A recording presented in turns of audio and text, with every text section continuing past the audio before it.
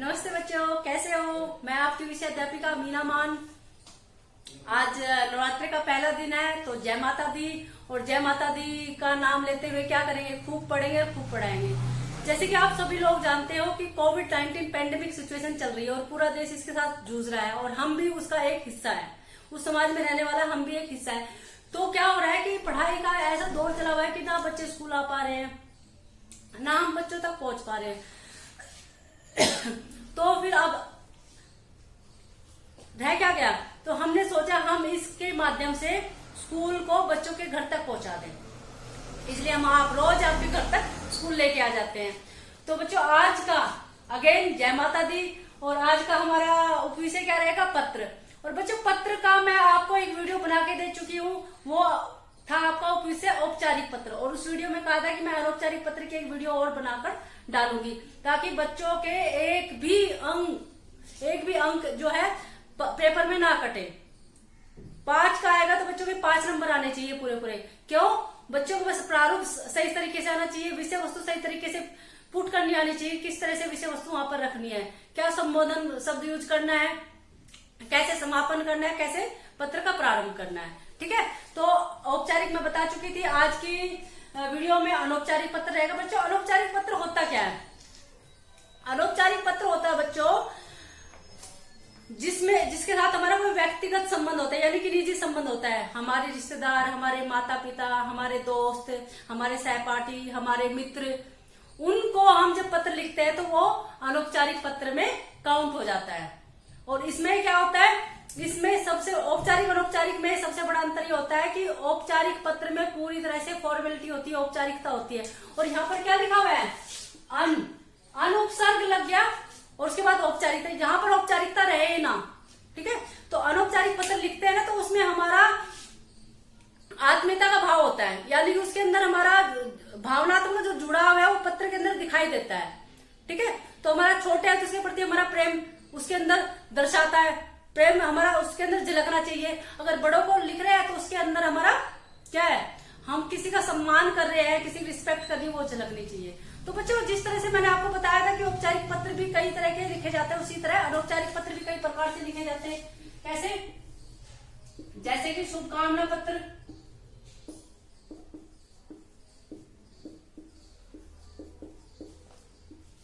बधाई पत्र, उसके बाद सूचना पत्र, निमंत्रण पत्र,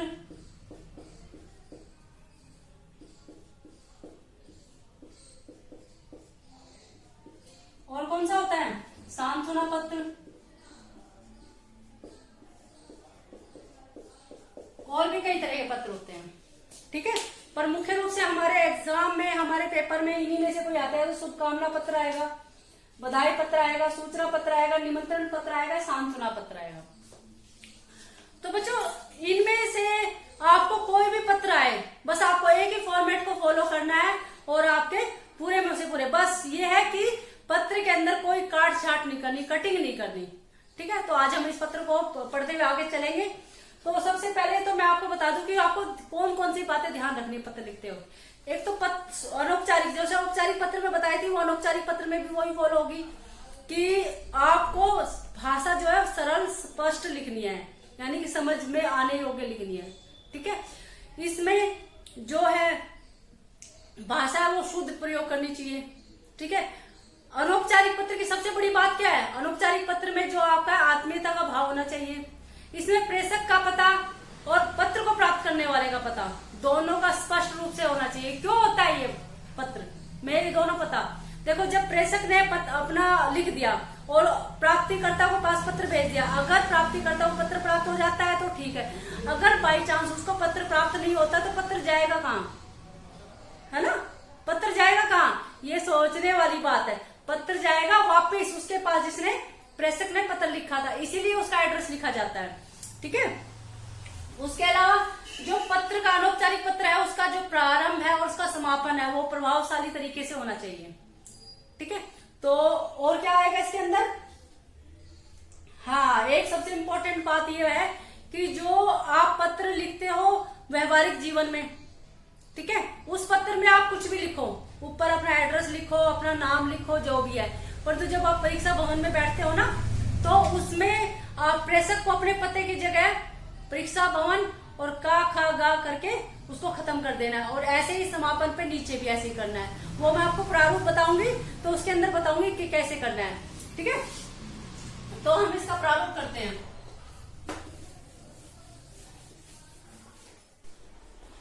तो बच्चों अब हम करेंगे अनौपचारिक पत्र का प्रारूप। औपचारिक पत्र का प्रारूप मैं बता चुकी हूँ, ठीक है। अनौपचारिक पत्र में बता चुकी होता क्या है। अब इसका प्रारूप करेंगे, फिर इसका एक उदाहरण करेंगे। तो अनौपचारिक पत्र का प्रारूप, सबसे पहले क्या करेंगे, परीक्षा भवन,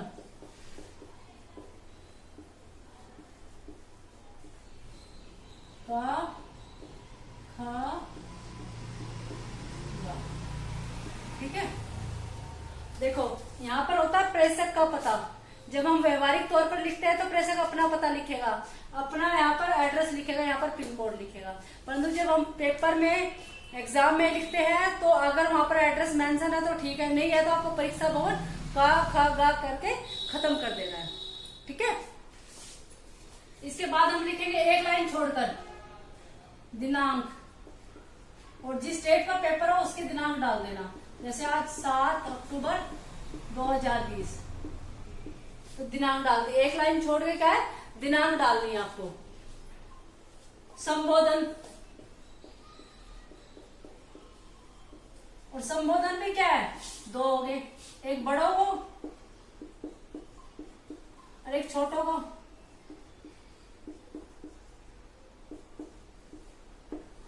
बड़ों के लिए पूजनीय, आदरणीय, छोटों के लिए स्नेह, प्रिय,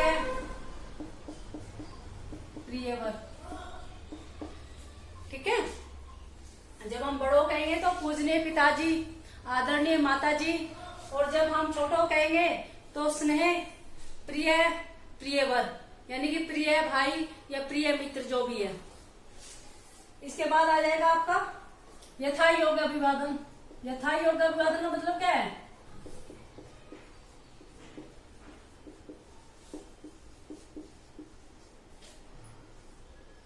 ये भी 2 तरह का होगा।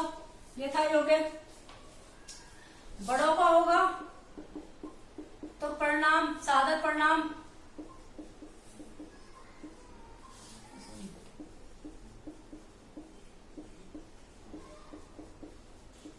या चरण स्पर्श। छोटों को होगा तो स्नेह, प्रिय, बहुत सारा प्यार,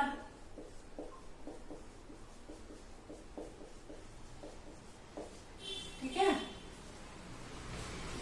उसके बाद आ जाता है आपका ये अनुच्छेद।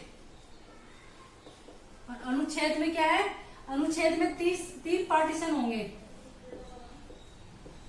पहले पार्टीशन में क्या होगा, पहले पार्टीशन के अंदर आपका होगा कुशल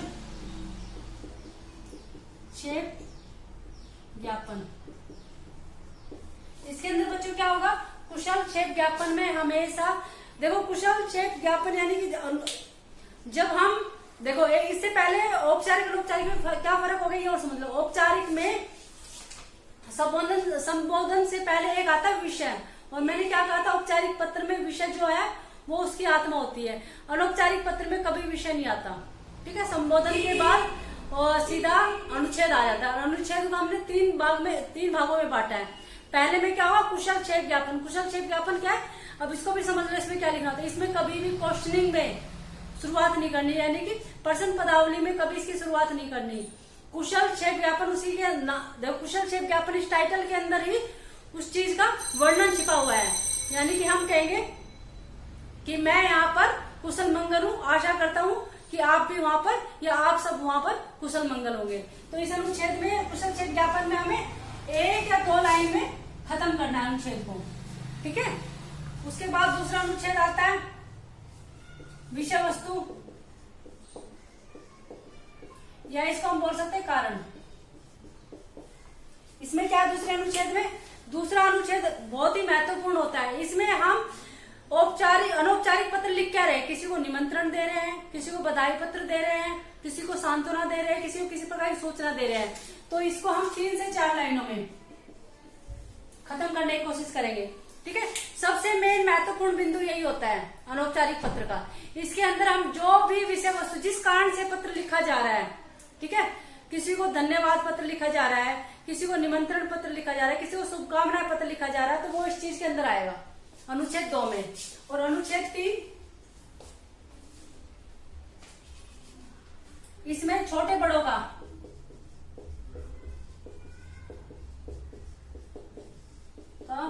आदर भाव, कि अगर माता जी को लिख रहे हो तो बोलो पिताजी को मेरा सादर प्रणाम, या पिताजी को बोलना मेरी तरफ से चरण स्पर्श। छोटों को लिख रहे हो तो भैया छोटे भाई को, जो भी भाई आपका भतीजा है जो भी है, उसको मेरा स्नेह, उसको मेरा प्यार। ठीक है, और भी ये चीजें लिख सकते हो। इसमें आप अपना आभार भी व्यक्त कर सकते हो। ठीक है, धन्यवाद वगैरह भी कर सकते हो। और मैं आशा करता हूँ कि आप मुझसे मिलने जरूर आओगे। ठीक है, या फिर आपने किसी को निमंत्रण पत्र लिखा है तो आप लास्ट में इस वाले अनुच्छेद में लिख सकते हैं कि मैं पूरी आशा रखूंगा कि, या पूरी उम्मीद रखूंगा कि आप मेरे इस फंक्शन में या इस कार्यक्रम में जरूर पधारोगे। ठीक है, इसके बाद आ जाता है आपका समापन।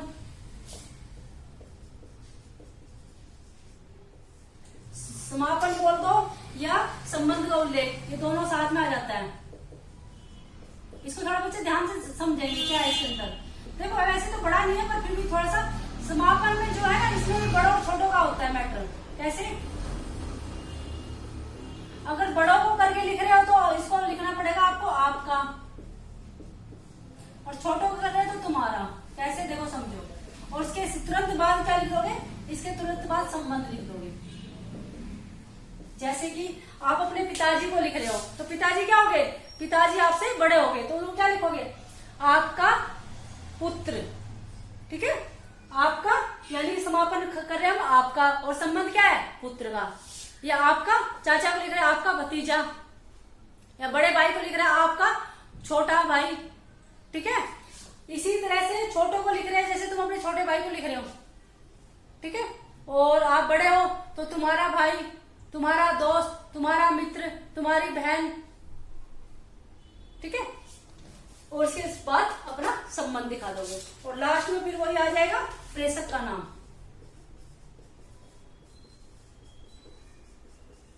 और का खा गा गा, इस तरह से ये अनौपचारिक पत्र का प्रारूप मैंने बता दिया है। ठीक है, फिर भी एक बार बता देती हूँ। सबसे पहले परीक्षा भवन, उसके बाद ये का खा गा, उसके बाद दिनांक लिखोगे। संबोधन में बड़ों के लिए पूजनीय और आदरणीय, छोटों के लिए स्नेह प्रिय प्रियवत। यथा योग्य अभिवादन, बड़ों के लिए साधारण प्रणाम, चरण स्पर्श, पिताजी साधारण प्रणाम, चाचा जी चरण स्पर्श, स्नेह प्रिय बहुत प्यारा, बहुत सारा प्यार छोटों के लिए। उसके बाद मेन अनुच्छेद, अनुच्छेद को भी 3 पार्ट में डिवाइड किया गया है। पहला कुशल क्षेप ज्ञापन, इसमें आप अपनी मंगल भावना बताओगे, अगले की मंगल भावना की भी उम्मीद रखोगे। दूसरे में बताई गई विषय वस्तु, विषय वस्तु में मतलब कारण, किस कारण से आप पत्र को लिख रहे हैं, उसकी विषय वस्तु आपसे 3 से 4 लाइनों में, पंक्तियों में खत्म करने की कोशिश करोगे। उसके बाद छोटे बड़ों का आदर भाव या आभार इसमें व्यक्त करोगे। उसके बाद समापन और संबंध, समापन में आप बड़ों के लिए आपका और छोटों के लिए तुम्हारा, और उसके बाद आप अपना संबंध अटैच करो। तो बच्चों, औपचारिक पत्र में मैंने कहा कि मैं आपको एक उदाहरण करा देती हूँ ताकि आपको समझ में आ जाए। तो उदाहरण क्या होगा? आपके चाचा जी ने आपको जन्मदिन का उपहार भेजा है, उपहार भेजा। उपहार भेजने के लिए धन्यवाद देते हुए अपने चाचा जी को पत्र लिखो। यानी कि आपका जन्मदिन था, आपके चाचा जी ने आपको उपहार स्वरूप कोई चीज भेजी, मान लो आपको साइकिल भेजी है, तो आपको उसको धन्यवाद पत्र लिखना है। तो कैसे लिखोगे? तो उसका मैं फॉर्मेट बता देती हूँ, तो फिर आप समझ पाओगे कि कैसे है। सबसे पहले क्या है बच्चे? सबसे पहले प्रेषक अपना नाम पता लिखता है, सबसे पहले अपना पता लिखता है। तो यहाँ पे क्या है? मैंने बताया था जो बच्चे पेपर दे रहे हैं वो लिखे यहाँ पर परीक्षा भवन और का खा गा, बस इतना, 2 लाइनों में खत्म कर देंगे चीज को। उसके बाद आप लिखोगे दिनांक। दिनांक जो भी आपकी जिस डेट पर, आप जिस दिनांक पर, जिस तिथि पर आप पत्र लिख रहे हो वो तिथि। जैसे मैं आज की 17/10/2020, 17 अक्टूबर 2020 की दिनांक में तिथि पर ये पत्र लिख रही हूँ, तो मैंने अपनी ये डेट डाल दी। ठीक है, उसके बाद है संबोधन आदरणीय, क्योंकि चाचा जी क्या हमसे बड़े हैं, तो बड़ों के लिए मैंने क्या कहा था, बड़ों के लिए आदरणीय, ठीक है, पूजनीय, और छोटों के लिए प्रिय या प्रियवर। तो चाचा जी बड़े हैं तो आदरणीय चाचा जी। सादर प्रणाम, बड़े हैं तो प्रणाम करेंगे, छोटों को क्या करेंगे, स्नेह करेंगे या प्यार करेंगे।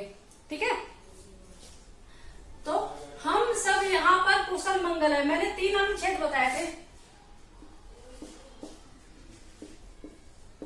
ठीक है, 3 अनुच्छेद बताए थे, और पहले अनुच्छेद में क्या बताया था मैंने, कुशल क्षेप ज्ञापन, कुशल मंगल पूछना है। तो देखो पहले अनुच्छेद में क्या है, हम सब यहाँ पर कुशल मंगल से हैं, हम सब यहाँ पर कुशल मंगल से हैं। आशा है आप सब लोग भी कुशल कुशल पूर्वक होंगे। तो पहला अनुच्छेद हो गया पूरा हमारा कि हम सब यहाँ पर कुशल मंगल है, आशा करते हैं कि आप सब भी वहां पर कुशल पूर्वक होंगे। तो पहले अनुच्छेद में हो गया कुशल क्षेप ज्ञापन। दूसरे अनुच्छेद में मैंने बताया था विषय वस्तु, कि आप अनौपचारिक पत्र क्यों लिख रहे हैं। तो देखो क्या है, चाचा जी जन्मदिन के दिन ही मुझे आपका उपहार मिला, उपहार में आपने मुझे साइकिल दी, साइकिल उपहार के रूप में पाकर मुझे बड़ी प्रसन्नता हुई। जन्मदिन पर सभी आए परंतु आप नहीं आ पाए, जिसकी मुझे बहुत कमी महसूस हुई, परंतु आपका दिया हुआ उपहार मेरे भविष्य में बहुत बहुत काम आएगा। तो अब वो पत्र किस लिए लिखा जा रहा था, अनौपचारिक पत्र किस लिए लिखा जा रहा था, अनौपचारिक पत्र लिखा जा रहा था कि चाचा जी ने कोई उपहार दिया है, उस उपहार के लिए धन्यवाद करना है, और उस धन्यवाद को हमें उस विषय वस्तु के अंदर लिखना है। दूसरे कि किस कारण से लिखा जा रहा है, तो इसमें वो कहते हैं कि चाचा जी आपका उपहार मुझे जन्मदिन पर प्राप्त हुआ। ठीक है, और जन्मदिन पर क्या प्राप्त हुआ, मुझे साइकिल मिली, मेरे सभी माता पिता आए, मेरे सभी दोस्त आए, परंतु आप नहीं आ पाए, उसकी मुझे बहुत कमी महसूस हुई, परंतु आपका दिया हुआ जो उपहार है मुझे भविष्य में बड़ा काम आएगा। मैं अपना ट्यूशन जा पाऊंगा, उनसे स्कूल जा पाऊंगा, मैं अपने छोटे छोटे काम कर पाऊंगा, है ना। तो ये विषय वस्तु उन्होंने दूसरे अनुच्छेद में लिख दी। तीसरे अनुच्छेद में मैंने क्या बताया था, तीसरे अनुच्छेद में मैंने ये कहा था कि अपने रिश्तेदारों को, जिसको भी आप बड़ों को लिख रहे हो, छोटों को लिख रहे हो, तो उनको क्या लिख रहा है, देखो आपको जैसे ही समय मिले आप घर अवश्य आइएगा, मैं आपकी प्रतीक्षा में रहूंगा। चाचा जी इस प्यार भरे उपहार के लिए बहुत बहुत धन्यवाद। यानी कि उनको उनका आभार व्यक्त करते। तीसरे अनुच्छेद में क्या व्यक्त कर दिया, उनका आभार। ठीक है, उनको प्रणाम भी कर दिया कि जब भी आप समय मिलेंगे तो हमें घर पर जरूर आइएगा। ठीक है, और क्या बोल दिया है कि इस प्यार भरे उपहार के लिए बहुत बहुत धन्यवाद, और उनका अभिवादन भी कर दिया है। और उसके बाद क्या आता है, उसके बाद आता है लास्ट का समापन कि अब चाचा जी तो हम उसके क्या लगे, भतीजे या भतीजी जो भी, तो आपका प्रिय भतीजा, क्योंकि छोटा है तो प्रिय भतीजा, और यहाँ पर नाम लिखेंगे। और बच्चे जो पेपर में लिखेंगे वो अगर क्वेश्चन के अंदर, प्रश्न के अंदर नाम नहीं दिया हुआ तो का खा गा। तो मैंने इसका एक उदाहरण भी करा दिया है, और अनौपचारिक पत्र समझा दिया है। अनौपचारिक पत्र किसको लिखा जाता है, कितने प्रकार के होते हैं, क्या क्या उसमें योग्यताएं होनी चाहिए, क्या क्या मुख्य बिंदु हमें ध्यान में रखने चाहिए, और उसका प्रारूप क्या होता है, उसका एक उदाहरण करा दिया। और अब मैं कोशिश करूंगी कि मैं अपने व्हाट्सएप ग्रुप पर 3 से 4 उदाहरण और दूं, ताकि आपकी प्रैक्टिस हो जाए करने की। ठीक है, मैं कोशिश रहेगी कि मैं आगे भी इसी तरह से वीडियो बनाती रहूं और आपके टच में रह जाऊं। आप पढ़ते रहिए, हम पढ़ाते रहेंगे, इसी तरह से सफर हमारा गुजरता रहेगा। धन्यवाद।